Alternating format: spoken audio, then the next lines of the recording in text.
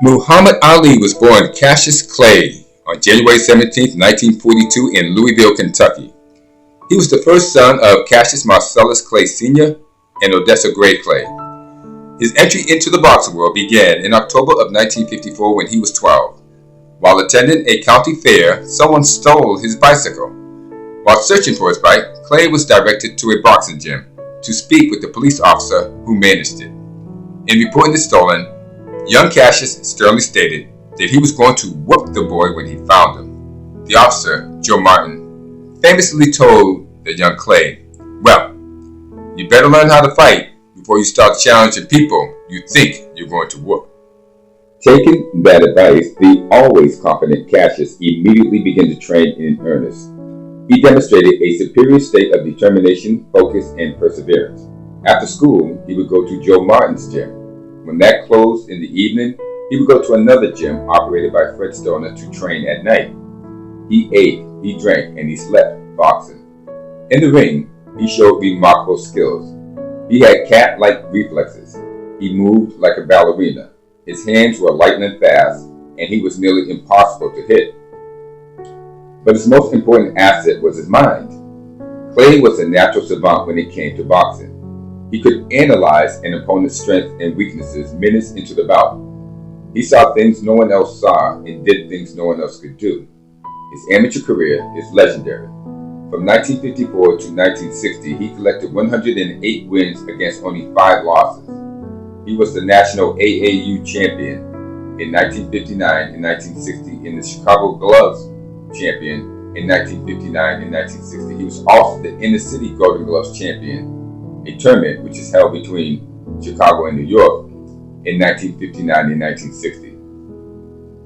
Within 6 years of putting on a pair of boxing gloves, Clay capped off his amateur career by winning the light heavyweight gold medal at the 1960 Olympics in Rome. With his bouts being televised around the world, Clay became must-see TV. He was energetic, good-looking, good-humored, good-natured, and talkative. At just 18 years of age, Cassius Clay was now known all over America, and this was just the beginning. Clay began his professional career in October of 1960 with a win over Tony Hunsaker. After his win over Duke Sabadong in Las Vegas in June of 1961, he went to watch a wrestling match involving Gorgeous George. Gorgeous George was a famous but well-noted heel in the wrestling industry. Clay noticed that the arena was jam-packed. Even the $100 seats were filled. He observed how passionate the fans were. He never saw any of this at his boxing matches. After the show, he met with Gorgeous George and he asked him what was the secret to his popularity.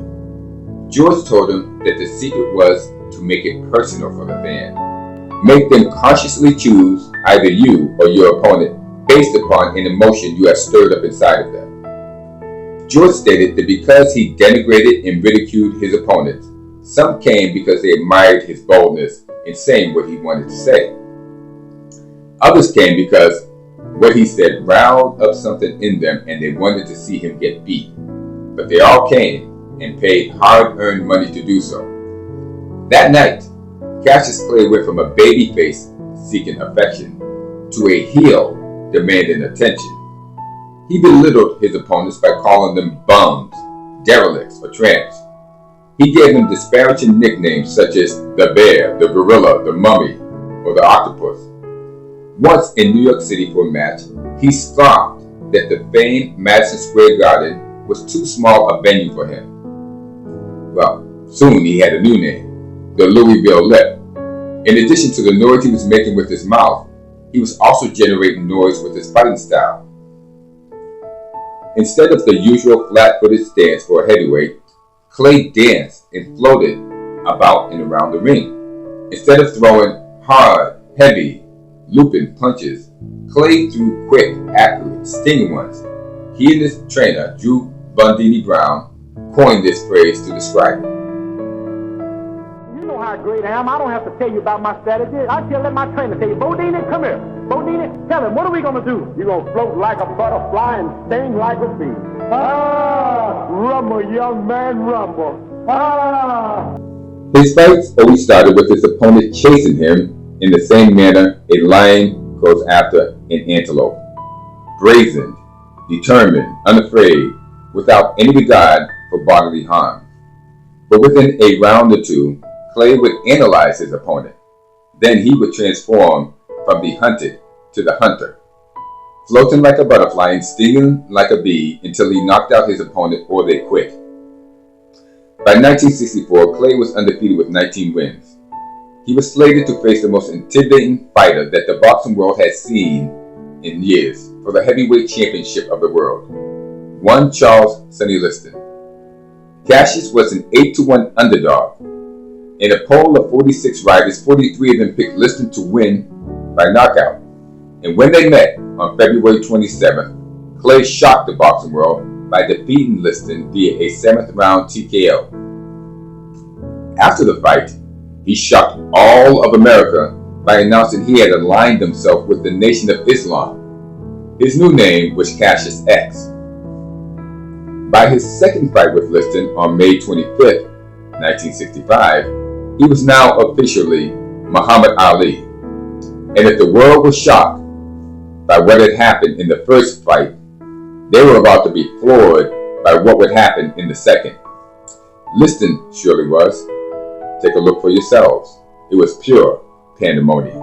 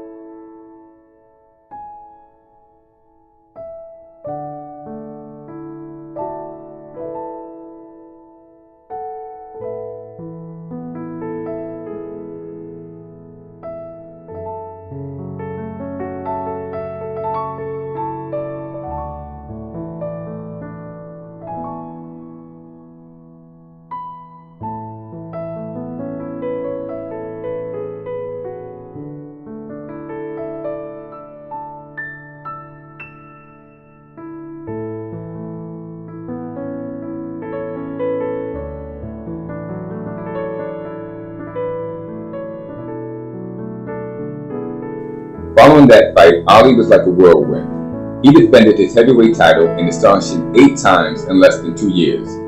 He defeated Floyd Patz, George Chuvalo, Henry Cooper, Brian London, Carl Mildenberger, Cleveland Williams, Ernie Terrell, and Zora Foley. But in April of 1967, he was stripped of the title for refusing induction into the Vietnam War. After that, he was denied a license to box in the United States, and his passport was revoked. For now, his boxing career was over, and for the next 3 years, Ali made a living on speaking engagements at college campuses across the United States.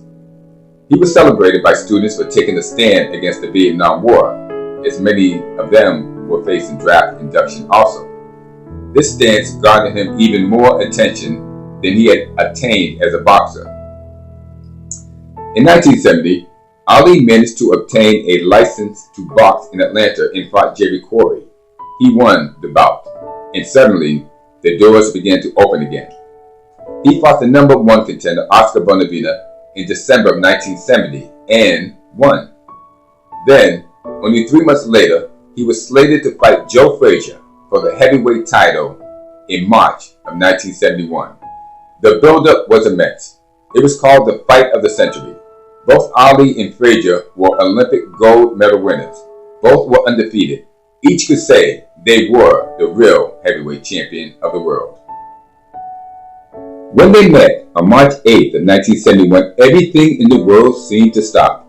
It was viewed by an estimated 300 million people in over 50 countries.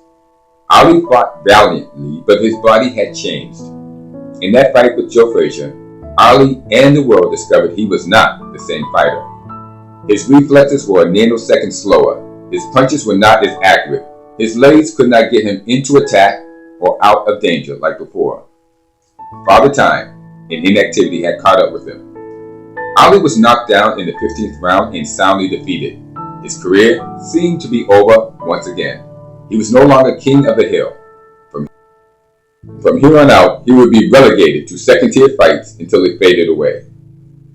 But 3 years and 14 fights later, Muhammad Ali was still around. He got another chance at the title when he signed to fight the biggest, baddest man on the planet, George Foreman. A year earlier, George Foreman had decimated then-champion Joe Frazier in an epic 2-round beatdown. Before that, he had destroyed everyone in his path to get there. Just like Sonny Liston in 1964, hardly anyone gave Ali a chance. The odds were 4-1 against him. The majority of sports writers, including his longtime friend Howard Cosell, railed against the fight taking place. The prevailing thought was not only would Ali lose, he would seriously get hurt. This was not the young Ali who could float like a butterfly and sting like a bee.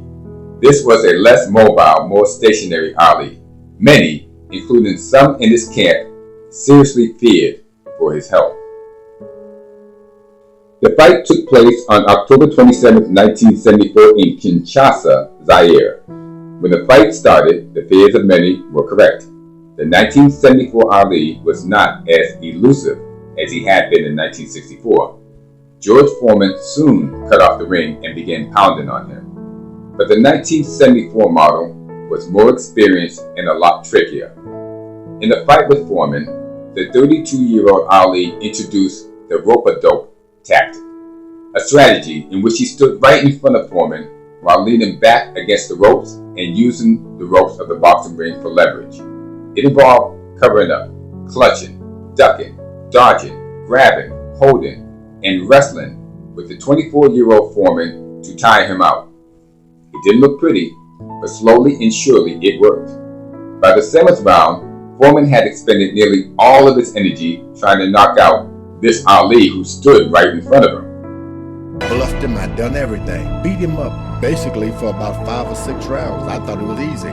Then about the 6th round, he whispered in my ear after I'd hit him in the side, "That all you got, George?"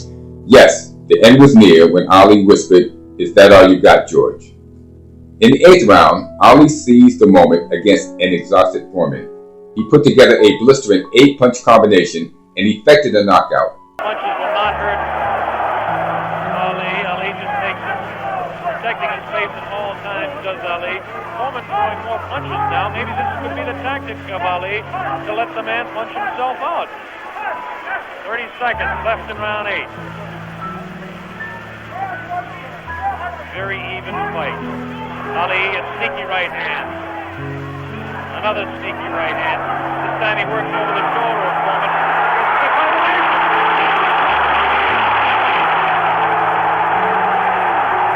3, 4, 5, 6. Foreman gets up to the knee. 8. That's it. The fight is stopped. Muhammad Ali, a dramatic 8-round knockout.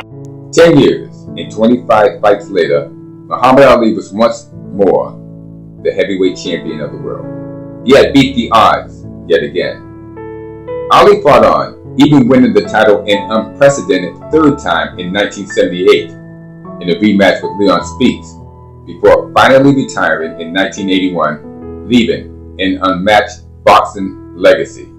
No one in boxing has ever impacted the world like Muhammad Ali. His bouts with Sonny Liston, Joe Frazier, and George Foreman are still talked about today. But Muhammad Ali was bigger than boxing. Boxing was just a prop, a way to capture the attention of the world. Ali showed the world that with focus and perseverance, anything is possible. He was not born rich, but he became rich. He was not born of a noble family, but nobilities would journey to meet him and offer themselves to him. The world bowed at the feet of a young lad born in Louisville, Kentucky, because he believed, quote, "Impossible is just a big word thrown around by small men who find it easier to live in the world that they've been given rather than to explore the power they have to change it." Impossible is not a fact. It is an opinion. Impossible is not a declaration. It is a dare. Impossible is potential. Impossible is temporary. Impossible is nothing. Happy birthday, Muhammad Ali.